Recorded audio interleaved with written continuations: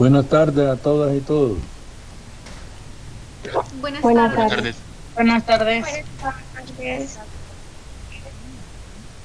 Buenas tardes. Buenas tardes. ¿Cuál es el plan de clase para hoy? Hoy es Continuar con el paso del examen en mano, que no se terminó el día jueves. Correcto. ¿Hasta dónde llegamos?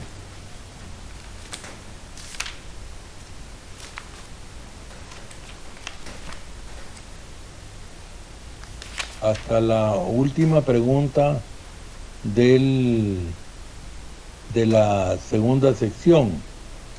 Recuerde que vimos tipo verdadero o falso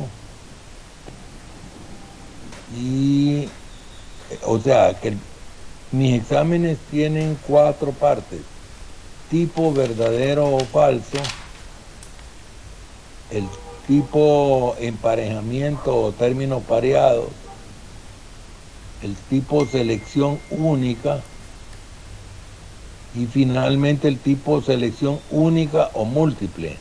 Ustedes tienen que decidir si seleccionan en esta última sección, si solo seleccionan una respuesta o si varias de las afirmaciones que se listan a continuación de la pregunta son también parte de la respuesta.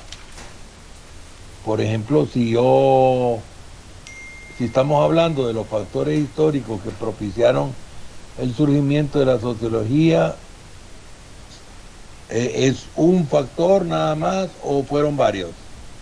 Fueron varios. Fueron varios. Dígame uno, el que yo pongo de primero siempre porque influyó en los demás. La primera revolución industrial. Antes que La eso. primera es la legitimación. Revolución liberal. Es la Antes legitimización que eso. de la curiosidad intelectual. Correcto, Nazaret. Muy bien contestado. Yo les puedo preguntar a ustedes cuáles fueron de los factores históricos que influyeron en el surgimiento de la sociología y cuál es el factor que actuó de precipitante para los demás. Entonces yo no me intereso, ni la universidad, ni nadie, que ustedes se aprendan de memoria cuáles son los factores, sino que comprendan cómo fue el proceso. En la Edad Media sucedía, y le he recomendado la novela de Humberto Eco, El nombre de la rosa. Comprar el libro o ver la película, tal vez ya está libre en internet, en YouTube.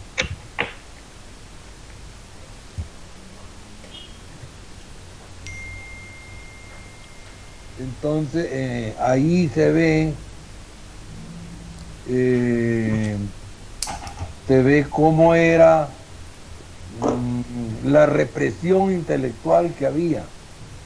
Uno siempre ha sido libre de pensar lo que quiera, porque no le pueden captar las élites, las clases dominantes, no le pueden captar a uno los pensamientos. No han aprendido la telepatía.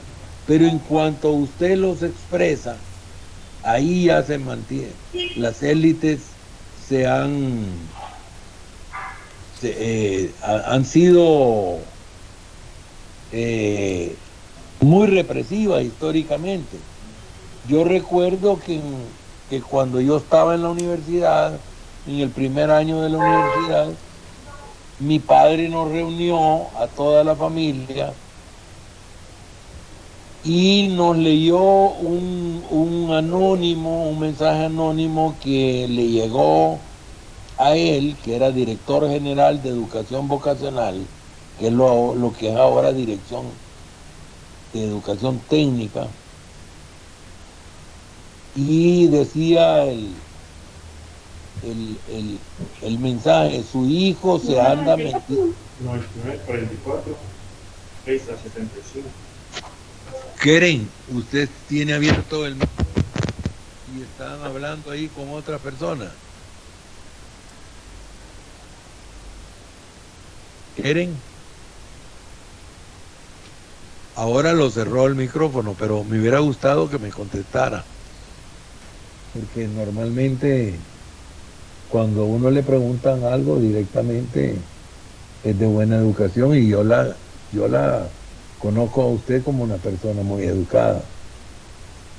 Y no hay ningún problema en que a uno involuntariamente, accidentalmente se le abra el micrófono. Pero si yo le pregunto, contésteme, por favor. Bueno, les decía que siempre se pone en una, y incluso en la lectura de esta clase, se ponen ciertos números de factores donde están los que fueron mencionados por algunos de ustedes: la revolución industrial, la revolución francesa, etcétera, etcétera.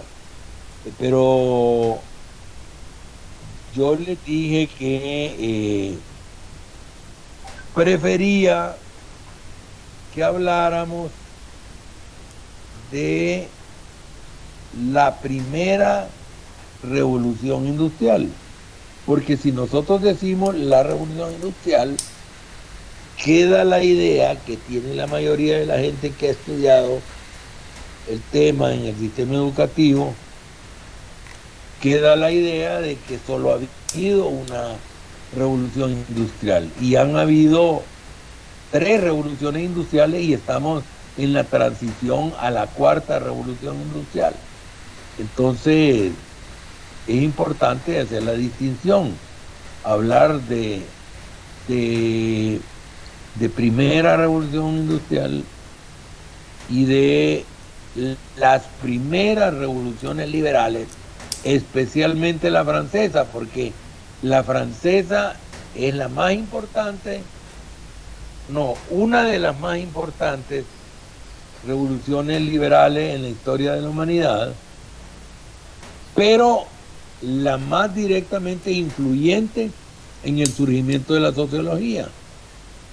¿Cuál es la otra revolución liberal que es muy, pero muy importante y que fue unos pocos años antes de la Revolución Francesa y que se influyeron mutuamente ambos procesos, y a nosotros nos influyó más, a nosotros como latinoamericanos? La revolución de las 13 colonias, o también conocida como la independencia de Estados Unidos. Exactamente, Nazaret. La revolución de las 13 colonias, que fue aparejada con la independencia de esas 13 colonias. Ahora se habla, porque se celebra el 14 de julio, o el 4 de julio, perdón, el 14 de julio se celebra la Revolución Francesa, tomando como fecha simbólica la toma de la Bastilla por el pueblo rebelde, ¿verdad? La Bastilla era un castillo usado como cárcel para los presos políticos. Entonces, simbólicamente representaba la dictadura de la monarquía que impedía que se expresaran las ideas revolucionarias de la época, que eran las ideas liberales. Las revoluciones liberales actuales van un poco más allá, como un liberalismo progresista, no el primer pensamiento liberal que buscaba sobre todo la igualdad frente a la ley y la libertad económica, la libertad del capital, la libertad de la mano de obra que estaba amarrada a la tierra en el feudalismo. Se le llama siervos de la gleba a los campesinos que tenían que estar ahí trabajando para un señor feudal.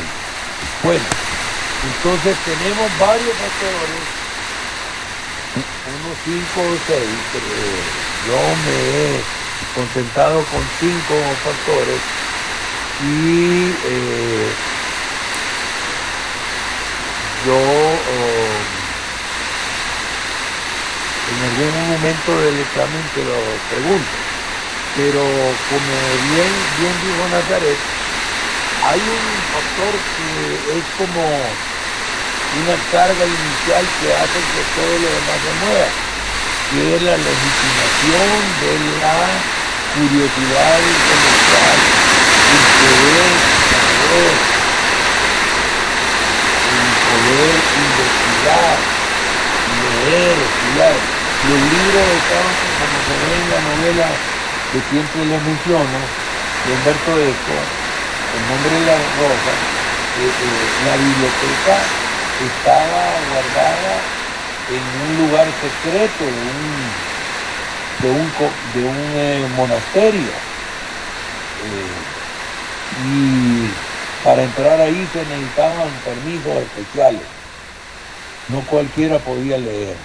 Leer un libro era un acto pecaminoso, rebelde, había que tener permiso para ello, porque ese era el ambiente que se vivía. Entonces, cuando se les libera y legitima socialmente la curiosidad intelectual, entonces eso hace que haya más investigación, lectura, etcétera, y eso va a influir en que se den las revoluciones liberales, y las revoluciones liberales van a crear, junto con el surgimiento de fenómenos sociales masivos como la migración del campo a la ciudad, y el rápido desarrollo de la filosofía en general y de las ciencias naturales y de la filosofía social en particular, y dentro de esto el movimiento intelectual que se conoce como la Ilustración, todo eso van a provocar la primera y más famosa revolución industrial, y todo eso a su vez va a crear condiciones para el surgimiento de la sociología, porque fueron cambios muy rápidos y masivos, y no había ninguna ciencia que pudiera explicar por qué se daban esos fenómenos. Y existe la inquietud en general en las personas con inquietudes intelectuales, y particularmente en los filósofos sociales, la conciencia de que se necesitaba la fundación de una nueva ciencia dedicada explícitamente a la explicación de esos fenómenos sociales masivos que estaban ocurriendo. Así se da entonces el surgimiento de la sociología. ¿Ustedes por qué creen que al expresidente Juan Hernández aquí no tenía ninguna multa de tránsito? Aquí no había ningún requerimiento judicial, y sin embargo Estados Unidos hace una solicitud de extradición. ¿A qué se debe ese fenómeno?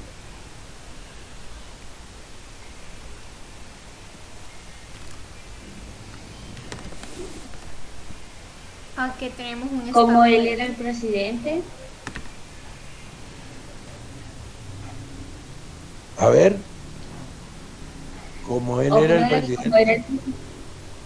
como era el presidente, quizás las mismas leyes de aquí él las mandaba, entonces no podían hacer nada. Más que la ley de Estados Unidos es un país que ayuda a Honduras económicamente, entonces quizás por lo que los demás aliados de él empezaron a hablar, porque están en Estados Unidos, vino la investigación. Los demás aliados de él se refiere aliados del expresidente Hernández, ¿verdad? Y se refiere a los capos mafiosos extraditados o que fueron capturados por autoridades del sistema de justicia de Estados Unidos. ¿A eso se refiere? Sí.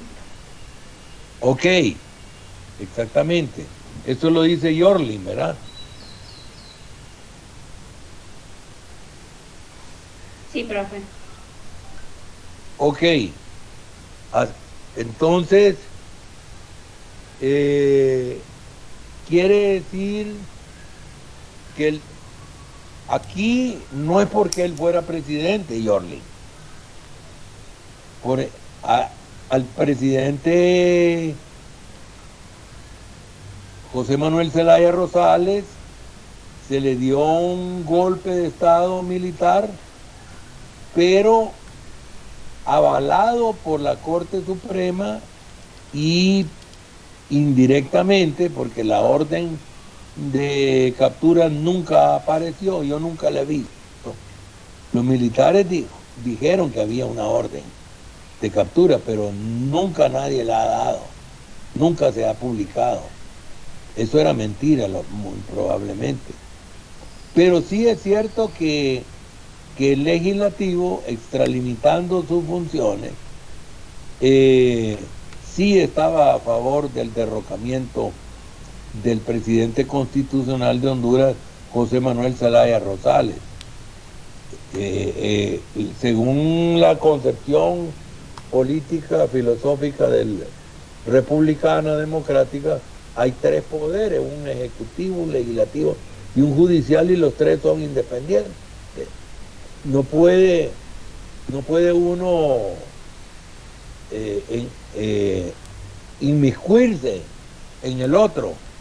Y en América del Sur, en Ecuador comenzó, y creo que ahora hay en otros países,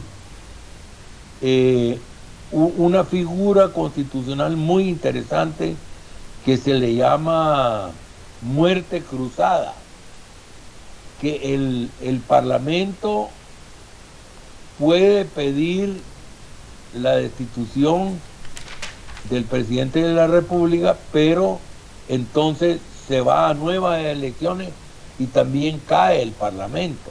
O al revés, el presidente puede decir que se disuelva el Parlamento, pero entonces también cesa en sus funciones el presidente y se vienen a nuevas elecciones.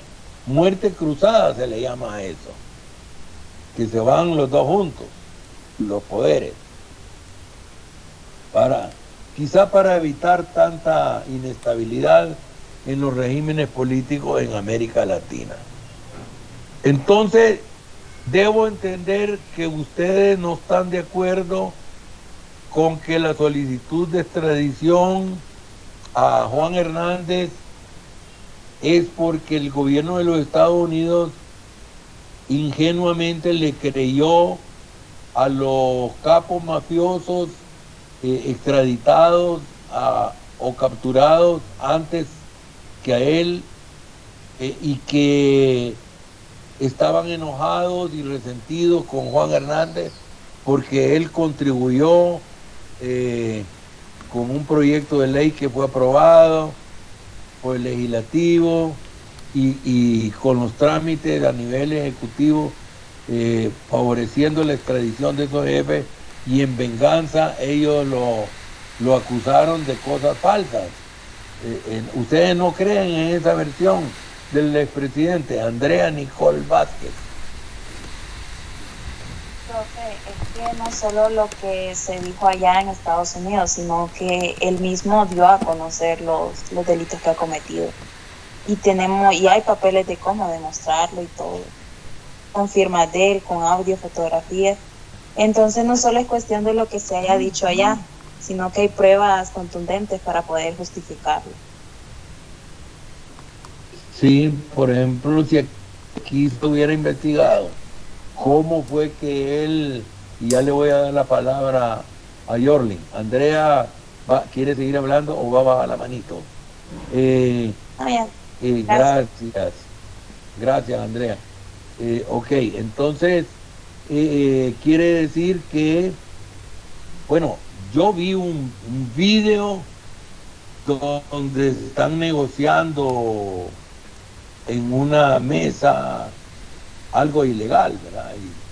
Y la campaña electoral de primera de Juan Hernández tenía a todas luces un gran financiamiento y nunca explicó de dónde era ese financiamiento. Jorlin Sánchez tiene la palabra. Yo digo, profe, que eso fue un trayecto de investigación, porque yo no sé mucho de política, porque la verdad la política no es que me llama mucho la atención, pero a lo que yo he escuchado es que Juan Orlando, desde que él empezó su primera campaña de política, que se tiró, ella trabajaba para diputado. Ajá, ya lo apoyaban los narcos.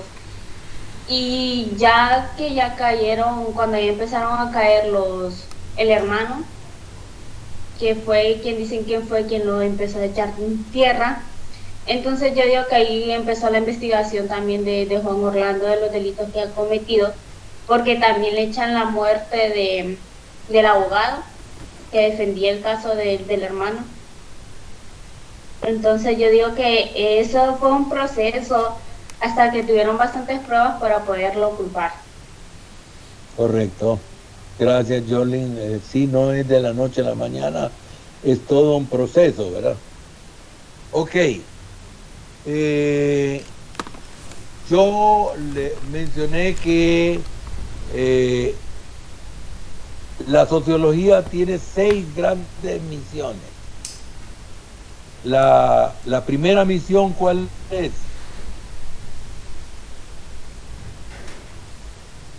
Describir, medir, diagnosticar cuantitativamente con rigor científico los fenómenos sociales. La segunda es analizar, interpretar y explicar con rigor científico la descripción que ya hicimos con la primera misión de los fenómenos sociales, grupos sociales o sociedades en su conjunto. La tercera gran misión es pronosticar la evolución futura de los fenómenos sociales presentes. Por ejemplo, si nosotros vemos en un ejercicio que no va a salir en el examen, hasta en el segundo examen parcial, relaciones de género ahora en sus hogares, y con una entrevista que vamos a hacer a padres y abuelos, vemos que cómo eran las relaciones de género en la generación de sus padres cuando tenían su edad y luego sus abuelos.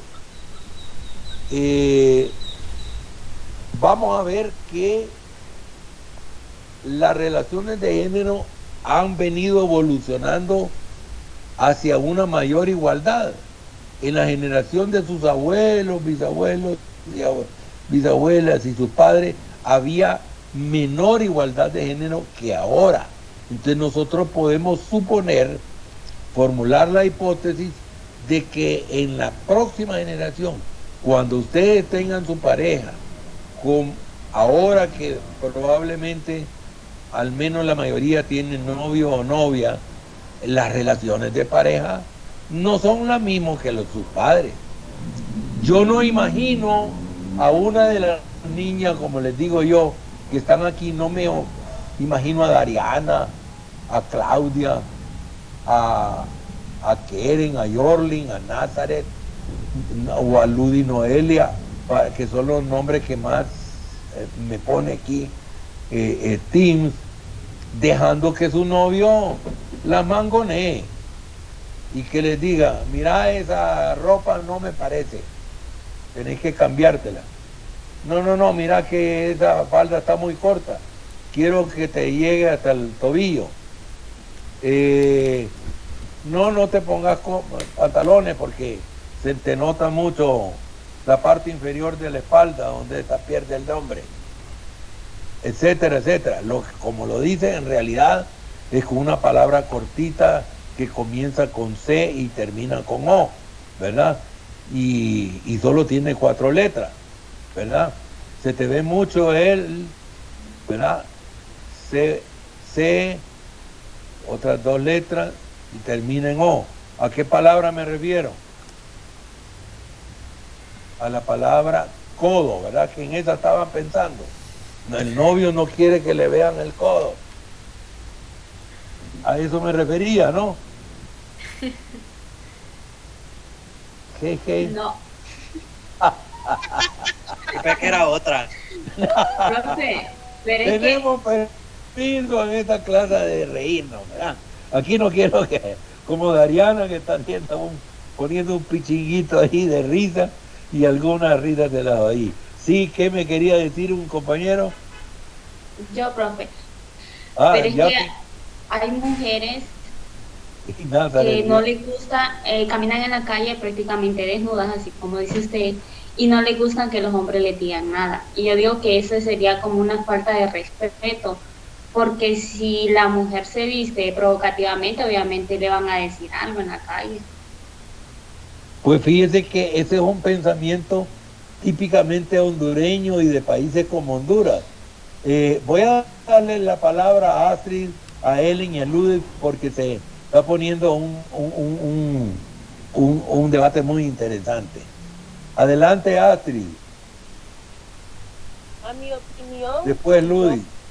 yo pienso que no tiene nada que ver cómo se vista una mujer, ¿va? Si el hombre tiene la educación que tendría que tener, no haría caso. Simplemente, mira, la mujer anda vestido muy corto. Eso es todo. Pero no, los hombres como tienen mente corta, morbosean, le dicen cosas y después dicen que Helen, ¿qué dice? Que depende. Vayan bajando la mano los que ya hablaron, por favor. Helen, ¿sí? Escucha. Adelante. Adelante, Helen. De cómo sean educados en sus casas, porque, por ejemplo, la ropa no tiene nada que ver, igual nosotras las mujeres, igual los hombres se tienen que educar a las mujeres por cómo la vean. Sí, mire, le recomiendo, no tenemos mucho tiempo para esto porque estamos en repaso, no en una clase normal, pero le recomiendo que lean Canadá, desfile de las putas, así se llama. Es porque el movimiento de mujeres en general, incluso mujeres que no se consideraban feministas, se enojaron cuando un capitán, un alto jefe de la policía de uno de los estados de Canadá, dijo, las mujeres no debieran de sorprenderse de que las violen o de que las toquen o de que le digan cosas subidas de tono los hombres si se visten provocativamente, si se visten como puta, pues las van a tratar como puta. Así dijo, ¿verdad? Y se indignaron un montón de mujeres y salieron al día siguiente a desfilar con la ropa más provocativa que se, entre comillas, que pudieron encontrar en su guardarropa. Y ahora cada año, cada vez en más países del mundo, y aquí cuando vuelva la presencialidad en Honduras, ya lo habían empezado a hacer en Honduras, un desfile en el que también participaban hombres que las apoyaban, empezaron a hacer ese desfile que se llama así, desfile anual de las putas, porque recordando a eso de Canadá. Dariana Sofía Rivera. Primero, seguimos opinando sobre lo que estábamos hablando o Vamos vamos cerrando hoy. Vamos cerrando. Okay, si te refiere a otra cosa, perfecto. Pero si quiere terminar, si quiere cerrar, no más sobre el tema, solo usted. Ok. No, yo iba a decir que es cuestión de cultura, la cultura de Latinoamérica en general.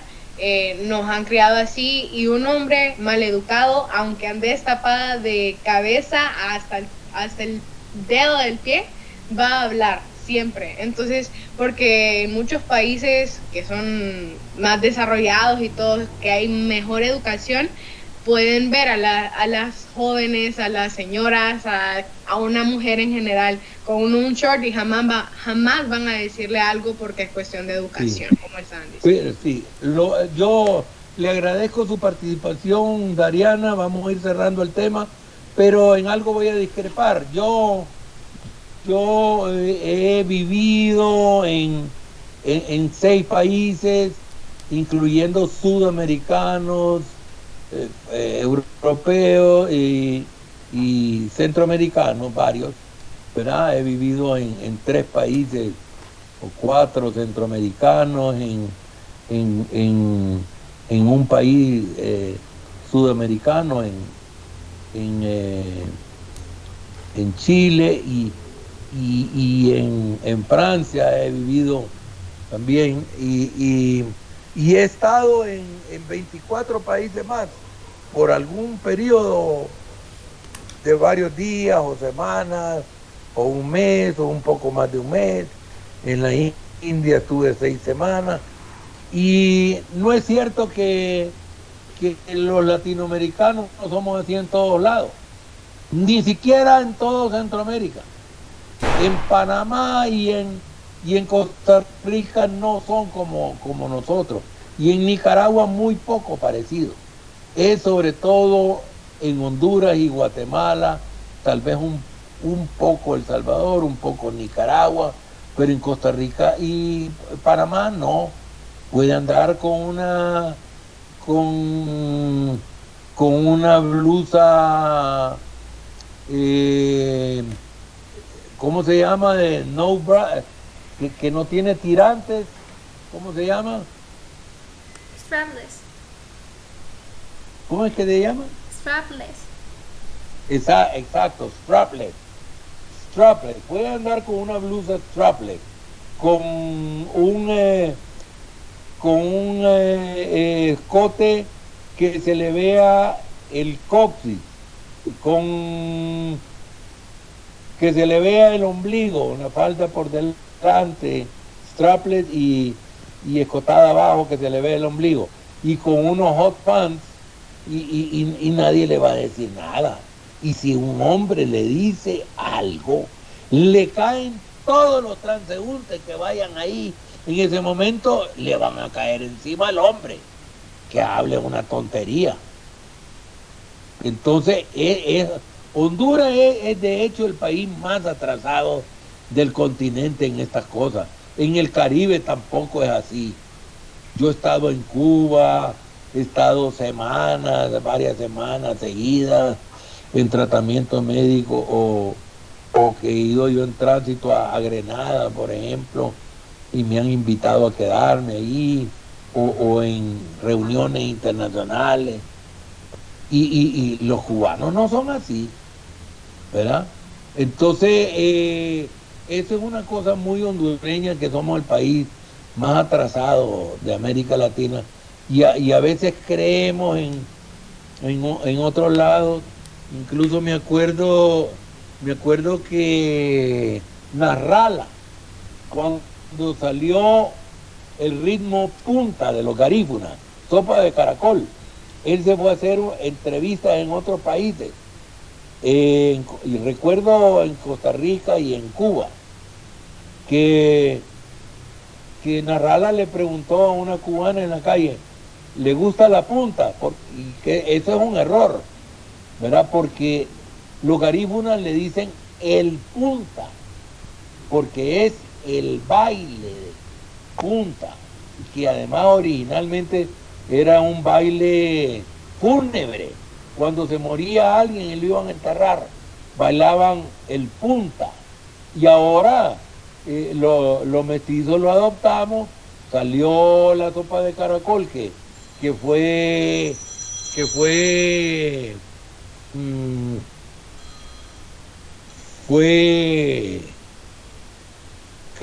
creada, escrita y compuesta por un garífuna beliceño, y que fue hecho famosa por Pilo Tejeda y la Banda Blanca. Y entonces viene Narrala y anda preguntándole a transeúntes, y le pregunta a una cubana, la punta, le dice, y ella se le queda viendo retadoramente y le dice la punta, el cabo y todo lo demás.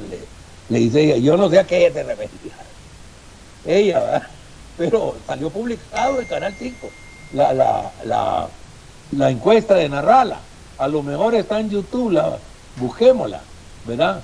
Entonces, nosotros aquí es que somos bien atrasados. En Honduras es un tema tabú. Incluso los profesores nos ponemos incómodos de hablar del tema porque podemos ser malinterpretados, pero lo vemos con un rigor científico sociológico, no lo estamos viendo con morbo, como muy bien decían algunos de ustedes. Bueno, se nos está acabando el tiempo. Yo no voy a hacer el examen mientras no tengamos el repaso completo, examen en mano. Entonces dijimos que las 6 grandes misiones de la sociología es primero describir los fenómenos sociales, segundo dijimos analizar, interpretar, etcétera, esos mismos fenómenos sociales, pronosticar la evolución futura de los fenómenos sociales presentes.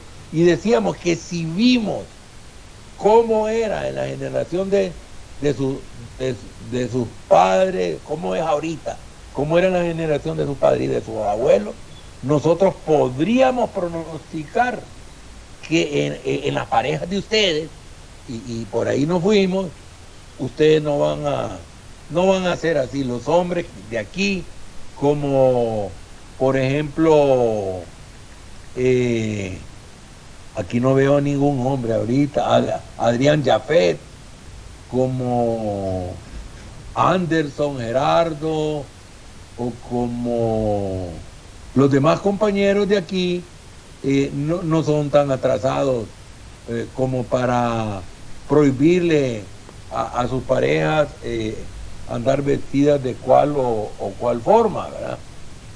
Claro que me imagino que las mujeres que tienen novios, que están casadas, y por la misma cultura hondureña, no van a salir vestidas de la misma manera para no poner celosos a sus parejas, como sale una soltera, ¿verdad? Que sale como le da la gana. Y entonces yo puedo pronosticar que es así. La 4ª gran misión es contribuir a encontrar soluciones para los fenómenos sociales percibidos socialmente como problemas, ¿verdad? Porque eso es histórico, decimos los sociólogos y sociólogas. En sociología decimos que lo que es un problema en un contexto social no lo es en otro contexto social. Digamos ahorita en la población urbana de San Pedro Sula y Tegucigalpa, en los hogares de ustedes y en el mío, se ve como problema social que una muchacha, digámosle así, convengamos en llamarle muchacha, yo le llamaría niña, pero digámosle muchacha, de 13 años que salga embarazada, ¿les parece normal y les parece correcto que no importa que salga embarazada a los 13 años? ¿Les gustaría que una hija de ustedes saliera embarazada a los 13 años? No, ¿verdad? Como dice Jorlin, es normal, y aprovecho de darle otro concepto. Normal en sociología. ¿Qué es lo normal en sociología? Lo que tiene con frecuencia, lo que se ve en frecuencia en un contexto social, o sea, estadísticamente con bastante incidencia, eso es normal en sociología. Pero en la moral cristiana o en determinados hogares con cierto tipo de creencia puede no verse normal. La normalidad sociológica no es la normalidad que puede tener los curas católicos, por ejemplo, que ven como que dicen no se permiten mujeres en pantalones o en shorts. Dice en la iglesia de los Dolores hay un rótulo aquí, ¿verdad? pero algunos curas que parecen así muy moralistas, tienen en secreto relaciones sexuales con mujeres, a veces mujeres casadas, o con hombres con personas de su mismo sexo, o con niños o niñas, ¿verdad? Hay mucha hipocresía al respecto. Me parece que Jordan quería hablar. La cuarta, sí. Ahora las niñas en los tiempos de que estamos ahorita, las niñas de esa edad es prácticamente común que salgan embarazadas, no disfrutan nada su niñez ni su juventud. Correcto, y nada importara que disfrutaran su sexualidad si tuvieran la educación suficiente para evitar una maternidad precoz, ¿verdad? Precoz se dice cuando es antes debido de lo que debiera ser, ¿verdad? Yo, si tuviera una hija y tiene relaciones sexuales con un compañerito, pero ella ha sido bien educada por mi esposa y por mí, y sabe usar anticonceptivos, y el muchacho usa un preservativo, o ella un preservativo femenino o algún otro tipo de anticonceptivo, pues yo lo vería normal, ¿verdad?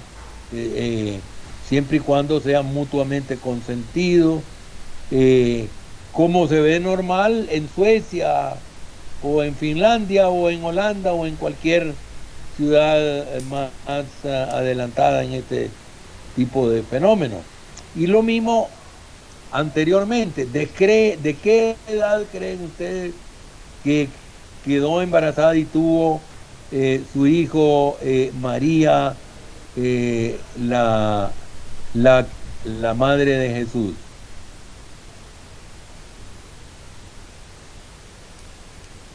Yo digo que ya tenía una edad bastante, no, o sea, no era ni tan joven ni tan vieja, podríamos decir. 15. Pues tenía 13 años según mis investigaciones. Se los dejo de tarea diaria también. Tan joven. Así es, pero mire, la primera comprobación, antes de irse más precisamente al caso de María, es que todas las mujeres de su época tenían su primer hijo a esa edad. Y si ustedes van a ver, como yo lo he visto, que yo he trabajado más del 90% de mi tiempo de trabajo como sociólogo, lo he hecho en comunidades rurales, y ahí es de lo más normal. Apenas se le hincha un poco la blusita a las niñas, que yo sí las veo como niñas, y no están bien formadas en ningún sentido todavía, pero ya ovulan, por lo tanto tienen su periodo. Entonces los hombres ya las miran como objetos sexuales y les tiran el cuento y les echan el caballo, como se dice en el campo, y con frecuencia salen embarazadas porque no hay educación sexual, es un tema tabú, y sus padres, creyendo que las están protegiendo, al no hablarles de sexo, las están dejando desprotegidas, las tienen en el hogar como en una burbuja de vidrio, ¿verdad? Y cuando salen de ahí, aunque sea unas horas, están expuestas porque los padres y madres no les han educado sexualmente, ¿verdad? Yo he visto un documental filmado en Nicaragua, que ganó un Oso de Plata en Berlín, de una cineasta amiga mía, no recuerdo en este momento, se me escapa el nombre, pero hizo un documental donde salen niñas embarazadas, y una misquita sale diciendo que lo que sucedió es que ella lo dice de otra manera, pero hubo cuando la Tierra oculta la luz del sol a la luna, ¿cómo le llamamos? Un eclipse. Un eclipse lunar, sí. Entonces, un eclipse, no sé si lunar o qué cosa. Y entonces que por eso que salió embarazada, sale diciendo, filmada en ese documental. O sea, todavía yo les dije que los primeros seres humanos, durante miles y miles de años, no sabían la relación que había entre sexo y concepción, entre sexo y maternidad, entre sexo y reproducción. Era algo separado. Y todo el mundo sabía que tenían una madre, pero nadie sabía que tenían un padre. Así durante miles y miles de años. Pueden ser decenas de miles de años o centenas de miles de años que los seres humanos o los primeros homínidos no sabían que existía relación entre sexo y procreación. Entonces todavía nosotros tenemos grupos de los pueblos originarios, ¿verdad? Como los tahuascas, que son los menos expuestos, y los torupanes de la tribu del Hoyo, que yo he conocido personalmente, que no se han expuesto mucho a la población que se le llama civilizada, ¿verdad?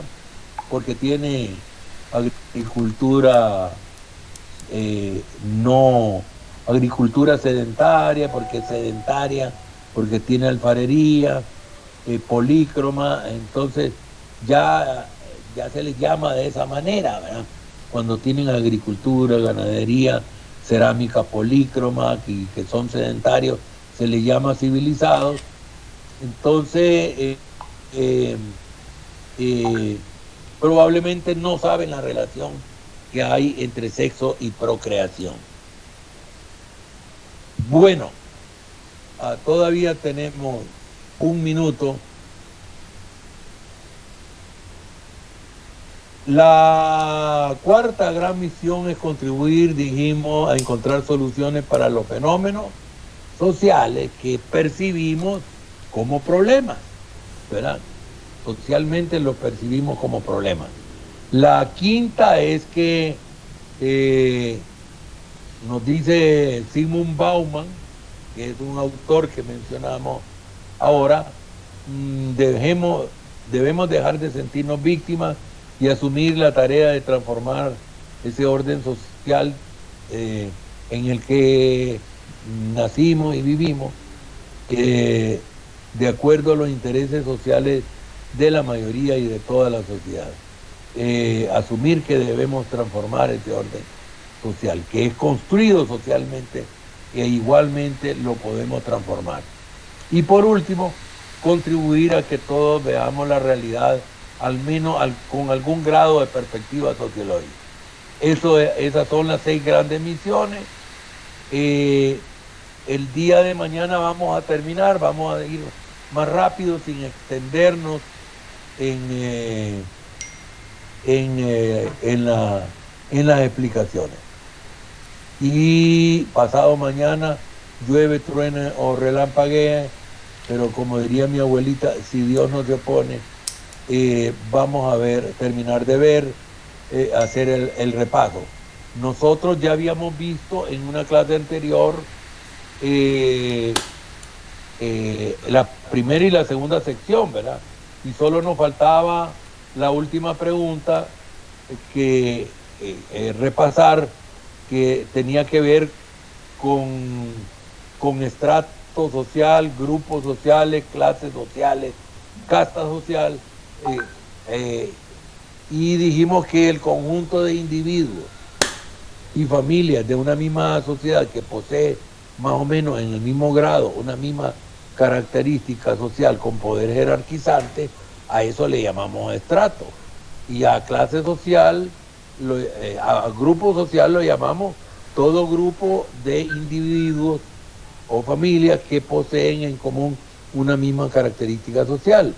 Y a clase social, según la concepción de los clásicos Marx, Engels, Rosa Luxemburgo, es el conjunto de individuos y familias de una misma sociedad que poseen en común una misma característica social de relación de posesión o no posesión con los medios de producción. Y la casta social se diferencia de todos los anteriores, es que son agrupaciones sociales de individuos y familias que viven en una estructura social de una sociedad donde no hay movilidad social. Quiere decir que si alguien nace en una casta, no puede pasarse a otra casta, como con las clases sociales, los estratos sociales, los grupos sociales, en general, con excepción de las castas sociales. Bueno, nos vemos en la clase de mañana. Hasta mañana. Si hay alguna pregunta, la guardan para la